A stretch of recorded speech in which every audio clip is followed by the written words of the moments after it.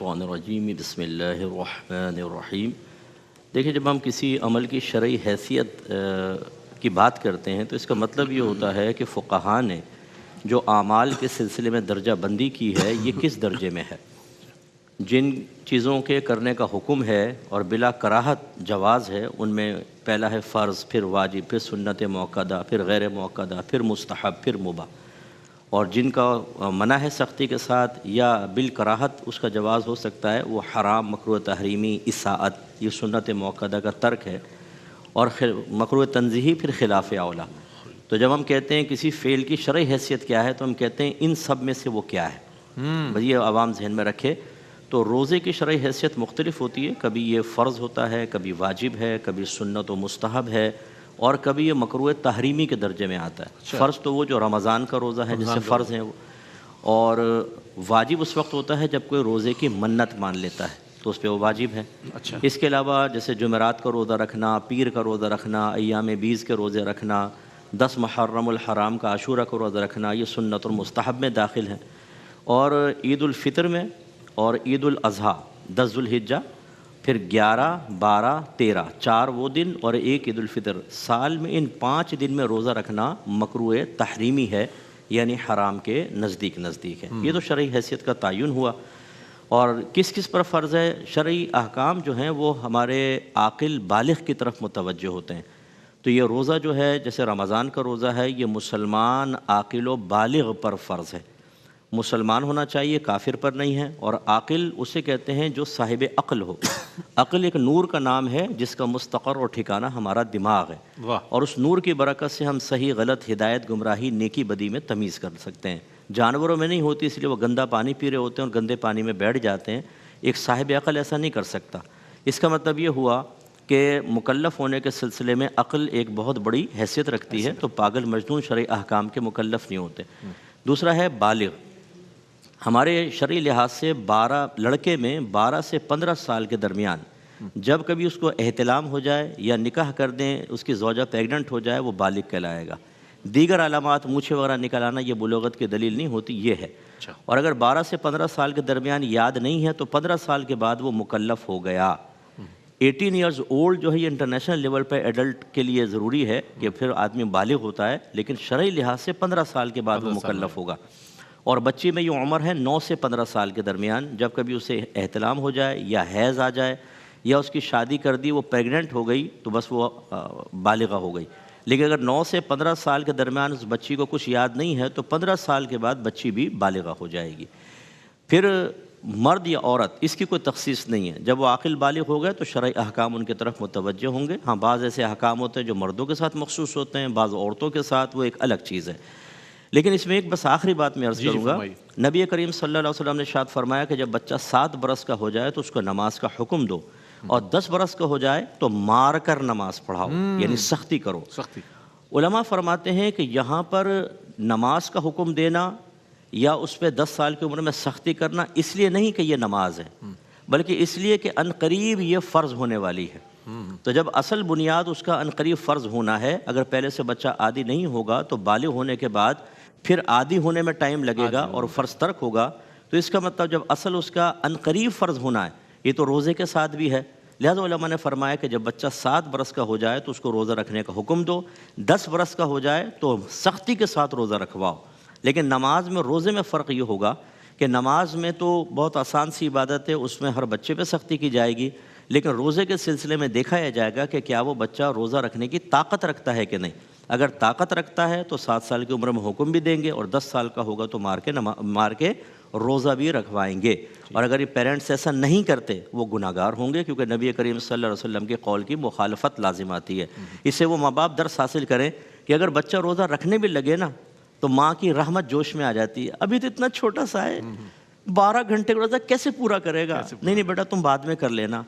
ہمارے نبی رحمت للعالمین ہونے کے باوجود اور اللہ تعالیٰ ارحم الراحمین اس کے حکم سے حکم بیان فرما رہے ہیں، وہ کہیں 7 سال کے بچے کو روزہ رکھواؤ گویا کہ، اور 10 سال میں سختی کرو، اور ہم کہیں کہ نہیں بچے پہ رحم کریں، اس کا مطلب ہے کہ اصل رحمت رکھوانا ہے، نہ رکھوانا رحمت نہیں ہے، بلکہ ہو سکتا ہے آگے چل کے زحمت بن جائے۔ کیا بات۔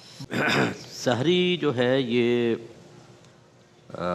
ایک ہوتی ہے صبح صادق، ایک ہوتی ہے صبح کاذب. اگر ہم پہاڑ پہ چلے جائیں نا تو جہاں زمین و آسمان مل رہے ہوتے ہیں اس کو افق کہا جاتا ہے. تو اگر آپ غور کریں گے رات کے آخر حصے میں ایک سفیدی پھیلتی نظر آئے گی تو ایسا لگے گا شاید ابھی دن نکل آئے گا، لیکن تھوڑی دیر بعد وہ سفیدی غائب ہو جائے گی، دوبارہ اندھیرا آ جائے گا. پھر کچھ عرصے بعد یعنی کچھ وقت کے بعد پھر دوبارہ ایک دفعہ سفیدی نمودار ہوگی اور پھر وہ عرض میں پھیلتی چلی جائے گی اور اس کے بعد سورج طلوع ہو جاتا ہے. تو پہلے والی صبح چونکہ ایک طرح کے سے دھوکہ سا ہوتا ہے، اس کو کاذب کہہ دیتے ہیں، ویسے جھوٹی صبح اس کا ترجمہ بنتا ہے. اور ایک ہوتی ہے پھر جو بعد میں ہوتی ہے اس کو صبح صادق کہتے ہیں، سچی صبح. تو بس یہ صبح صادق جو ہے یہ آخری وقت ہوتا ہے. لیکن چونکہ ہمارے ہاں اب یہ اس طریقے سے دیکھنے کا تو معاملہ ہے ہی نہیں، اور نہ اتنا بلڈنگیں بن گئی ہیں اور یہ تو اب یہ جو چینلز وغیرہ ہیں ان پہ بتائے ہوئے اوقات یا کیلنڈرز وغیرہ ان پر اعتماد کیا جا سکتا ہے. یوں ہی افطار کا مسئلہ ہوتا ہے کہ جب شفق غائب ہو جاتی ہے تو یعنی جب عصر کا وقت تقریباً ختم ہوتا ہے تو مغرب اسٹارٹ ہو جاتی ہے. اور اس میں بھی یہی ہوتا ہے کہ عام آدمی تو اس کو نہیں جان سکتا، تو پھر یہی چینلز کے جو وقت بتاتے ہیں، لیکن ہم مشورہ یہ دیتے ہیں کہ جو سحری میں سب سے آخری وقت بتا رہے ہوں اس کو فالو کریں کہ اس میں احتیاط زیادہ ہے. اور سب سے پہلے والا. اور افطار میں جو سب سے آخری وقت بتا رہے ہوں اس کو فالو کریں. اچھا. تاکہ ایسا نہ ہو کہ آپ جلدی افطار کر لیں، کیونکہ تھوڑا تھوڑا ڈفرینس ہوتا ہے اس کے اندر. اور باقی یہ سحر اور افطار کے وقت برکت بہت ہے. نبی کریم صلی اللہ علیہ وسلم نے جو آپ کا فرمان نشان ہے کہ ان اوقات میں دعا مقبول ہوتی ہے. تو ہمیں اس وقت دعا کرنی چاہیے. اور ویسے نبی کریم صلی اللہ علیہ وسلم نے فرمایا کہ تسحروا ان فی السحور برکہ، کہ سحری کرو کیونکہ سحری میں برکت ہے، اللہ نے برکت رکھی ہے. تو اس لیے سحری ضرور کرنی چاہیے. بعض لوگ یہ کہتے ہیں کہ جی ہم نے تو 10 روزے بغیر سحری کے رکھ دیے، وہ اس پہ بھی فخر کرتے نظر آتے ہیں. تو یہ اچھی طرح یاد رکھیں کہ نبی کریم صلی اللہ علیہ وسلم کی ایک سنت پر عمل کرنا یہ ہمارے ہزارہا سال کے مجاہدات سے بہتر ہے. بے شک بے شک. کیونکہ اللہ تعالیٰ نے اپنے حبیب کریم صلی اللہ علیہ وسلم کو جو کچھ عطا فرمایا وہ سب سے باکمال اور بہترین عطا فرمایا. تو لہذا جو اس کو اختیار کرے گا وہ بھی باکمال اور بہترین بنے گا.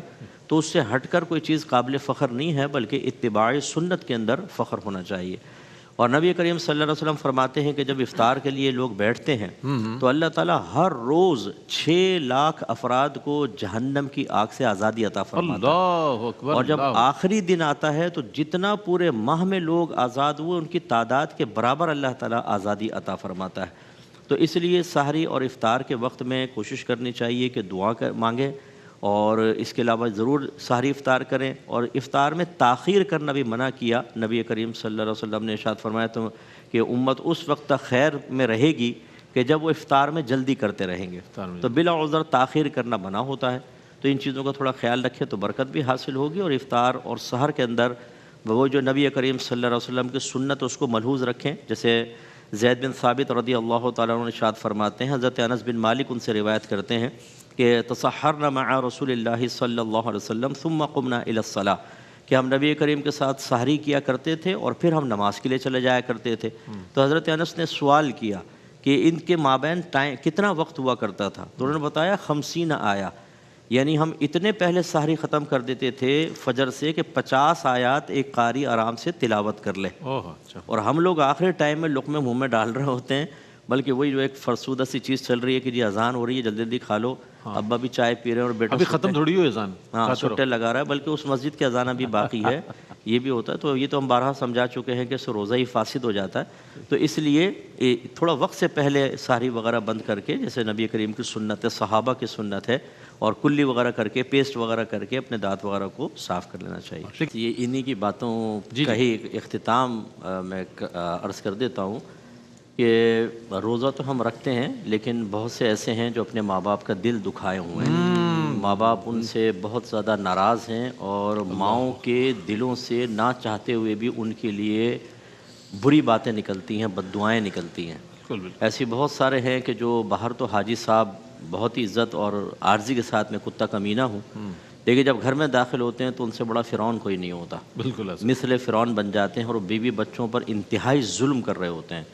تو جیسے علامہ اویس صاحب نے ارشاد فرمایا کہ روزہ صرف یہ نہیں ہے کہ آپ چند چیزوں کو اختیار کرنے کے بعد انہی کو بنیاد بنا کر اپنے لیے ان کو راہ نجات سمجھ لیں، بلکہ یہ بھی دیکھیں کہ آپ غلط کام کیا کر رہے ہیں اور تسلسل سے کر رہے ہیں.